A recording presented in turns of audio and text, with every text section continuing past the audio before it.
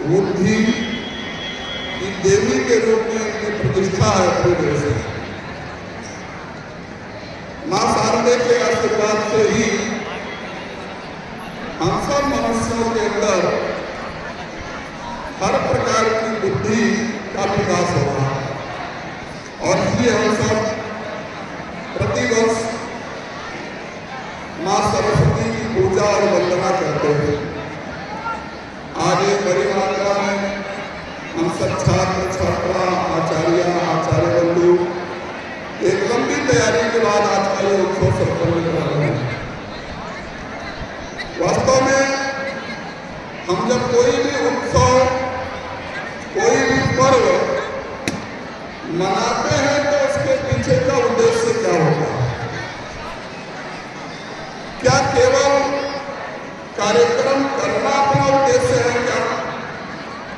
सब लोगों को भैया बहन सबको विचार करना है कि कोई भी अपने विद्यालय में या अपने समाज में उत्सव जब हम करते हैं तो किसी भी उत्सव का उद्देश्य सांस्कृतिक कार्यक्रम करेंगे, मां शारदे की वंदना के गुरु के लिए कुछ गीत गाएंगे, बाद में कुछ प्रसाद स्वरूप को मिलेगा, घर चले जाएंगे।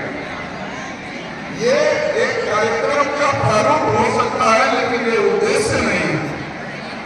उद्देश्य क्या है? तो उद्देश्य है मां शारदे की भक्ति करना और शारदे से अपने अंदर कुछ गुणों को मांगना। गुण क्या है?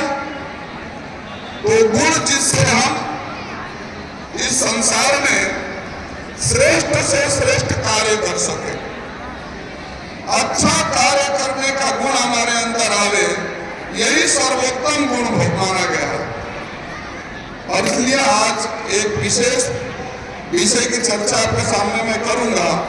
आज किसी विद्यार्थी से पूछिए, आपको अभी इंटरमीडिएट तक की अपनी यहाँ कक्षाएं चलती हैं, इनसे ऊपर के विद्यार्थियों से भी पूछने पर कि आप पढ़ाई क्यों कर रहे हैं, आपसे भी पूछा जाए तो 90% लोगों का उत्तर आता है पढ़ाई मैं इसलिए कर रहा हूं कि पढ़ लिख के अच्छी नौकरी करूंगा।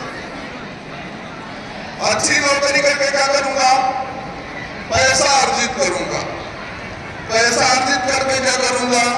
संसार के सुख सुविधाओं को इकट्ठा करूंगा। इससे इतर 10% लोगों का विचार हो सकता है, 90% यही विचार करते हैं। ये विचार कोई गलत नहीं है, कोई अलग नहीं है, कोई अन्यथा नहीं है, लेकिन पढ़ाई का उद्देश्य पैसा कमाना, नौकरी करना ये नहीं है। पढ़ाई का उद्देश्य क्या है? तो हमारे यहाँ पे विद्या भारती का एक लोगो है, उस लोगो पर लिखा है सा विद्या या विमुक्त। इसका अर्थ आप समझना, विद्या उसमें लिखना चाहिए था सा विद्या या अर्थोपार्जिते। विद्या इसलिए करना कि पैसा कमाएंगे, ये उद्देश्य नहीं है। स्वामी विवेकानंद को आप सब जानते होंगे, एक युवा सन्यासी, घर में प्रारंभ में अवस्था उनकी अच्छी थी, लेकिन समय की परिस्थिति ऐसी बदली कि उनके घर में अर्थ का अभाव हो गया और स्वामी जी एक युवा सन्यासी के साथ साथ एक प्रतिभाशाली व्यक्तित्व थे। वो तर्कशील थे, वो प्रश्न करते थे और मैं कहता हूं हर विद्यार्थी को तर्कशील होना चाहिए। स्वामी जी के जीवन का उदाहरण है, वो जब स्वामी रामकृष्ण परमहंस के पास मिलने गए तो उनके पास एक ही प्रश्न था विवेकानंद जी के पास।